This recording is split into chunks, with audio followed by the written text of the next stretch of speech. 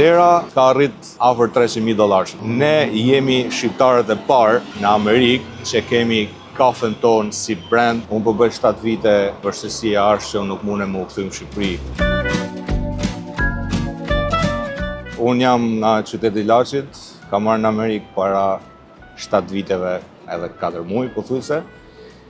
Edhe pas erdha në Amerikë, mendimet e mia ishin për të kthyer në Shqipëri, por në 2018, në fundi 2018 s'kam marrë në Amerikë. Vendosa për të pa Amerikën si funksionon, si ecën puna, si vazhdojnë bizneset kështu. Me mendimin për të kthyer në Shqipëri, sepse edhe në Shqipëri kisha punë mirë, nuk është se kisha ndonjë problem. Por në 2019 era Covidi, era dhe tërmeti, edhe tërmeti me thënë drejtën na prishi shumë punë ne. Shumë objektet mia, pushive të mi, i prishi tërmeti, edhe pastaj Covidi bllokoi gjithçka në botë, jo vetëm në Amerikë, në Shqipëri, edhe ishte pamundur që të kthehesha. Dhe vendosa ta vazhdoj jetën në Amerikë. Kam punu 6 muaj si delivery pizza te kushiri imi, pas 6 muajve kam punu mekanik për gati 5 vite, prap te kushiri imi te Armandi, që është mekaniku më i mirë, ndoshta në New York. Unë u detyrohet punoj gjithkohës mekanik, edhe që fli makina shisha, dhe pas 5 viteve kur gjendja u stabilizu edhe Manhattan edhe New York, vendosa të investoj te kafja ime e parë në Manhattan, në New York. Bashkë me partnerit tim biznesin, me mikun tim Milton Lalën, kemi hapur këtë kafen që 2 vite. Viti i parë ka qenë, me thënë drejtën, shumë i vështirë, për arsye se si është ajo shprehja, nëse ja del New York, ja del kudo në botë, që do të thotë nuk është si lehtë New Yorku, nuk është si lehtë, prandaj është edhe shprehja. Viti i parë pra ishte vështirë. Viti i dytë erdhën u rregulluan situata, u rregulluan edhe klientela, menaxhimi duhet me qenë shumë perfekt, përndryshe Manhattani është thik me 2 presa, edhe mundesh me falimentu shumë shpejt. Çka ka mungu për veten tim? Për veten tim normal, ka mungu gjithçka, se si e gjente vendin jot nuk e gjen kurrë tjetër. Po Amerika, si për shumë shqiptar të tjerë, i jep mundësinë të pafundme për me ecë përpara. Vështirësia është edhe një arsye tjetër pse është e vështirë në Amerikë, është që po flas për veten time. Unë po bëj 7 vite edhe pak muaj dhe akoma jemi në proces dokumentash, proces interviste. Dhe vështirësia është që nuk mundem më u kthy në Shqipëri. Kjo është një nga vështirësitë. Se kur je larg miqve, larg shokëve, larg familjes, normal që është e vështirë. Unë jam bashkë me bashortën time dhe kemi një djalë vogël që na ka lënë këtu, që të paktën gjysmën e vështirësisë e kaloj. Por sado, kudo ngjohet mungesa e njerëzve tanë.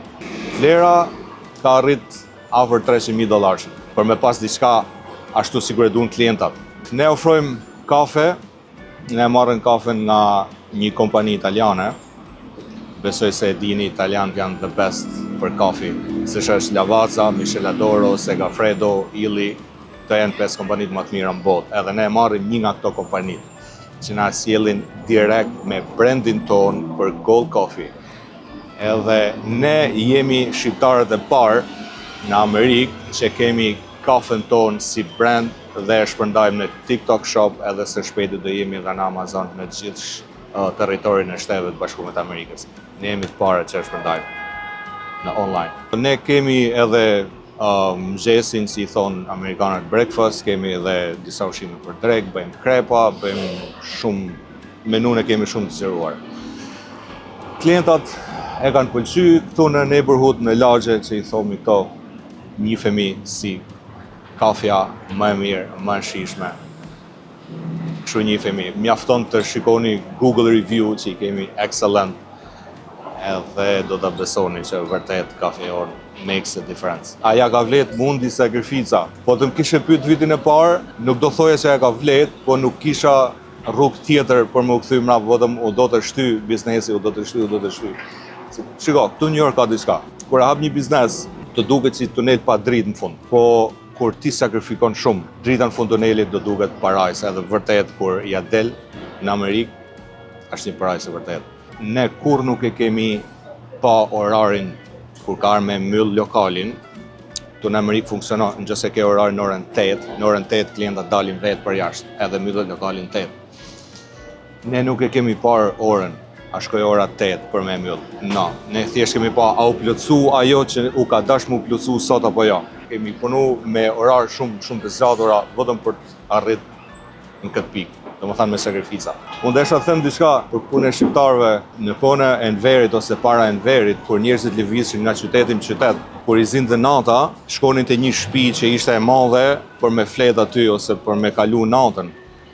Sepse s'kishte hotel atëherë, kështu funksiononte. Për shembull ne nga Laçi ose Laçi Miloti është rruga kryesore që lidhet Veriu me jugun.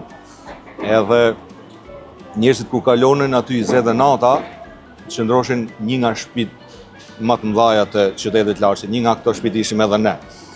Edhe flenin aty, u zgjonin nesër, por sa vazhdonin rrugën e tyre. Këtu në New York, kush vjen për turizëm, kush vjen për studim, kush vjen për një kohë të shkurtër, do ndaloje se s'bën ta pi kafe te ne. Edhe trashëgimia ka shkuar aty ku duhet.